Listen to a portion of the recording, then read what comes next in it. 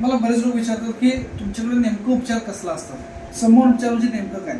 तर मित्र, एखाद्याला काहीतरी मानसिक विकार होतोय त्यावेळेला त्याची या आजाराची लक्षणं 4 ठिकाणी आहेत. सगळ्यात पहिलं आहे मनामध्ये भीती आहे, मनामध्ये शंका आहे, मनामध्ये भ्रम आहे, मनामध्ये निगेटिव्हिटी आहे. मग मनाला उपचार करणं गरजेचं आहे. मनाला उपचार होणार एकमेव शास्त्र आहे समूहशास्त्र. दुसरं आहे विचारसरणीमध्ये फॉल्ट, म्हणजे तुम्हाला मनामध्ये भीतीत विचारतात, त्या भीतीला हँडलच करायला येत नाही.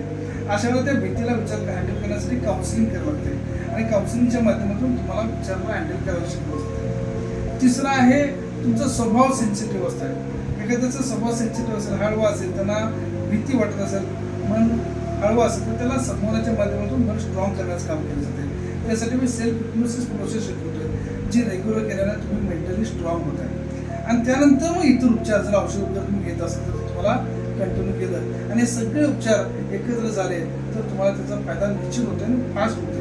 त्यामुळे समूह उपचाराला रिझल्ट फास्ट मिळण्याचं कारण एकमेव आहे की ज्यामुळे आपण रूट कॉज क्लिअर करत असतो.